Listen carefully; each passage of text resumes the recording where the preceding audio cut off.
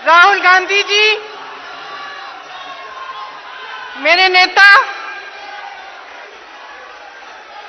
Congress party के वरिष्ठ नेतागण, मुख्यमंत्री, हर प्रदेश के कांग्रेस के मुख्यमंत्री महोदय, एआईसीसी के महासचिव और सचिव महोदय, यहां उपस्थित सारे नेतागण, मेरी बहनों और भाइयों, और खास तौर से उत्तर प्रदेश की हर विधानसभा और जिले से यहां उपस्थित मेरे कार्यकर्तागण को आज दिल्ली में बहुत बहुत स्वागत। मेरे पीछे बड़े बड़े अक्षरों में आपको दिख रहा है भारत बचाओ रैली। आप सब हर शहर से, हर जिले से, देश के कोने कोने से यहां इस मकसद से यहां आए हैं। तो इसका मतलब क्या है? ये देश, ये हमारा देश क्या है और हम किन ताकतों से, किन शक्तियों से इस देश को बचाना चाहते हैं? सवाल उठता है, हमारा ये देश है क्या?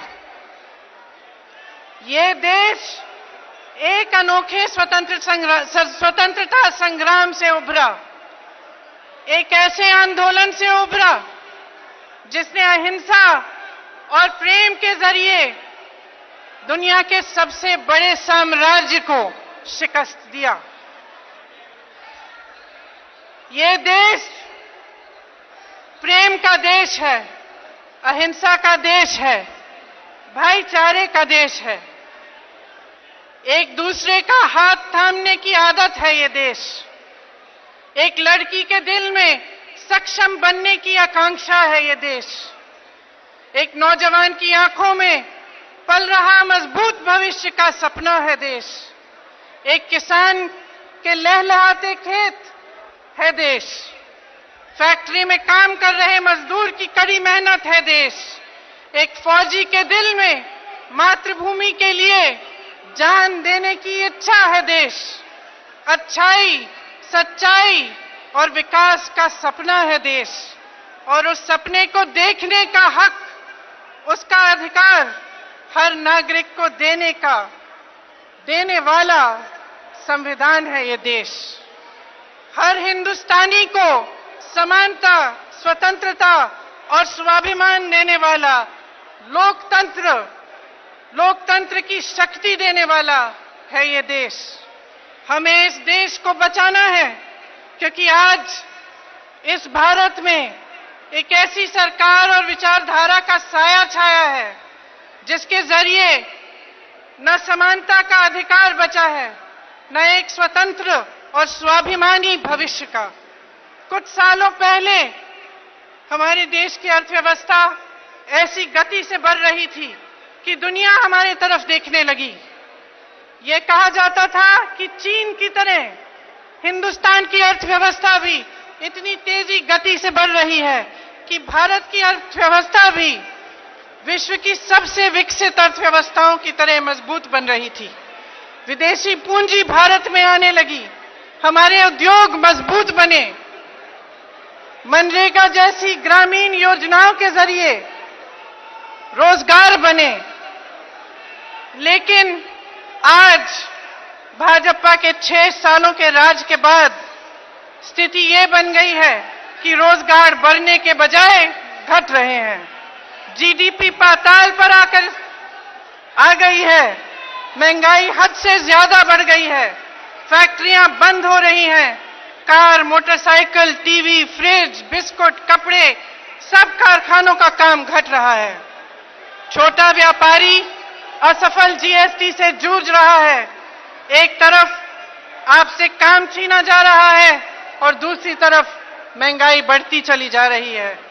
फिर भी हर बस स्टॉप पे, हर अखबार में, हर टीवी के चैनल पे भाजपा के इश्तिहार में आपको लिखा क्या दिखता है? मोदी है तो मुमकिन है। असलियत ये है बहनों और भाइयों कि भाजपा है तो 100 रुपए की किलो की प्याज मुमकिन है।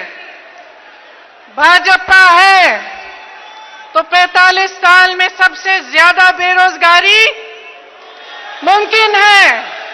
भाजपा है तो 4 करोड़ नौकरियां नष्ट होना। भाजपा है तो 15,000 किसानों की आत्महत्या। भाजपा है तो हमारे नवरत्न कंपनियां की बिक्री। भाजपा है तो भारतीय रेलवे और एयरपोर्ट की बिक्री। भाजपा है तो ऐसे कानून बन रहे हैं जो हमारे संविधान के खिलाफ हैं। ऐसे कानून जिनकी विभाजनकारी नीयत से देश का संविधान खतरे में है। मैं आज आप सबसे कहना चाहती हूं, जो यहां इस रैली में उपस्थित हैं, जो अपने घरों में बैठकर टीवी पर देख रहे हैं, कश्मीर से लेकर अरुणाचल प्रदेश तक, उत्तर प्रदेश से लेकर तमिलनाडु तक, जहां तक मेरी आवाज पहुंच सकती है, देश के कोने कोने में बसे अपने देश के एक एक नागरिक से मैं कहना चाहती हूं, अपनी आवाज उठाइए। ये देश आपको प्यारा है तो आप सब देश की आवाज बनो। आज अगर हम अपनी आवाज नहीं उठाएंगे, अगर हम इन परिस्थितियों को देखते हुए भी भय और झूठे प्रचार के अंधकार में दबे रहेंगे, अगर हम चुप रहेंगे, तो हमारे देखते देखते बाबा साहेब अम्बेडकर द्वारा लिखा गया हमारा क्रांतिकारी संविधान नष्ट हो जाएगा। हमारे देखते देखते इस देश का विभाजन शुरू हो जाएगा और हम इस गुनाह के उतने ही दोषी होंगे जितने भाजपा और आरएसएस के झूठे, अहंकारी और भ्रष्ट नेता हैं। कुछ दिनों पहले मैं अवध के एक किसान के घर गई। शायद उनकी उम्र मेरे पिता की उम्र से थोड़ी ही कम थी। अपने जीवन काल में उन्होंने संघर्ष ही संघर्ष देखा। किसानी के साथ साथ लोहार का काम करते थे। नोटबंदी के बाद उनका ये काम बंद हो चुका। उनकी 5 बेटियां थीं, 1 बेटा। नोटबंदी तभी उसकी एक बेटी का बलात्कार हुआ। अपराधी प्रधान का बेटा था। पुलिस ने रिपोर्ट दर्ज करने से मना कर दिया। ये लड़की हिम्मत नहीं हारी। हर रोज बगैर अपने पिता की मदद लेते ट्रेन में बैठकर अगले जिले में अपनी लड़ाई लड़ने के लिए कचहरी जाती।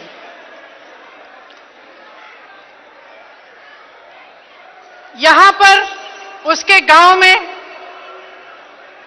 प्रधान और उनके परिवार के लोगों ने बेरहमी से उसके पिता को पीटा, उसके खेत जला डाले, उसकी 9 साल की भाभी की बेटी को भयंकर तरह से धमकाया।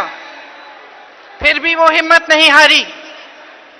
इंसाफ की आस में एक सुबह उठकर अपने घर से अदालत जा रही थी, जब अपराधियों ने उसे पकड़ा और बीच सड़क में उसे जला डाला। जलते हुए वे साहसी लड़की 1 किलोमीटर भागी और अंत में हार कर गिर गई। उनके घर में बैठे हुए मैं उस लड़की की भाभी से ये दास्तां सुन रही थी, जब उसके पिता ने अपने चेहरे को अपने हाथों में छुपाकर उसके पिता रोने लगे। मुझे उस पल में अपने पिता की याद आई। उस पिता के अपनी बेटी के प्रेम को देखते हुए मुझे अपने पिता की याद आई। जिनके छलनी शरीर को मैंने 19 साल की उम्र में मैं घर लाई। मेरे आंखों में भी आंसू आए। मेरे पिता का खून इस धरती की मिट्टी में मिला हुआ है और उस किसान की बेटी का खून भी इसी देश की धरती को सींच रहा है। इस देश में जो अत्याचार हो रहा है उसे रोकने का हम सब का कर्तव्य है। यह देश हमारा है, इसे विनाश से बचाना हमारा नैतिक कर्तव्य है। जब हम उस किसान के घर से निकल रहे थे तो उसकी पोती चारपाई पर खड़ी थी, एक 9 साल की बच्ची है। मैंने उससे पूछा, बड़ी होकर तुम क्या बनोगी? उसने जवाब नहीं दिया। मेरे मन में यह बात आई कि इतनी भयंकर घटनाओं की वजह से शायद इस बच्ची के सपने खो चुके हैं, लेकिन दिल नहीं माना। मैंने दोबारा पूछा, बड़ी होकर तुम क्या बनोगी? इस बार वे आस्ते से बोली, जो वकील से भी बड़ा होता है मैं वो बनूंगी, मैं जज बनूंगी। न्याय हर इंसान का अधिकार है, हर इंसान की आकांक्षा है। न्याय की लड़ाई लड़ने से बड़ी कोई भी देशभक्ति नहीं है। आज जिस दौर से हमारा देश गुजर रहा है, चारों तरफ अन्याय है। महिलाओं के साथ अत्याचार होते हैं तो अपराधियों की रक्षा होती है, गरीबों पर मुसीबतें लादी जाती हैं और बड़े बड़े उद्योगपतियों के कर्ज माफ किए जाते हैं। ऐसे कानून बनाए जाते हैं जिससे लाखों नागरिक बंदी की तरह रखे जाते हैं। आज अन्याय के खिलाफ जो नहीं लड़ेगा वे इतिहास में कायर कहलाएगा। इस देश को बचाना है तो बहनों और भाइयों मन बना लो। इस देश की मिट्टी प्यारी है तो साहस बांधो। भारत देश की रखवाली करना, इसमें स्वतंत्रता, समानता और स्वाभिमान का एक हक बरकरार रखना इस देश के प्रति हम सब की जिम्मेदारी है। अवध में उस गांव में एक नन्ही सी लड़की के सपनों की तरह हर हिंदुस्तानी के सपनों को सुरक्षित रखना हमारी जिम्मेदारी है, आप सबकी जिम्मेदारी है। और इस जिम्मेदारी को निभाने के लिए सबसे बड़ी भूमिका कांग्रेस के मेरे कार्यकर्ता बहन और भाई आप सबकी है।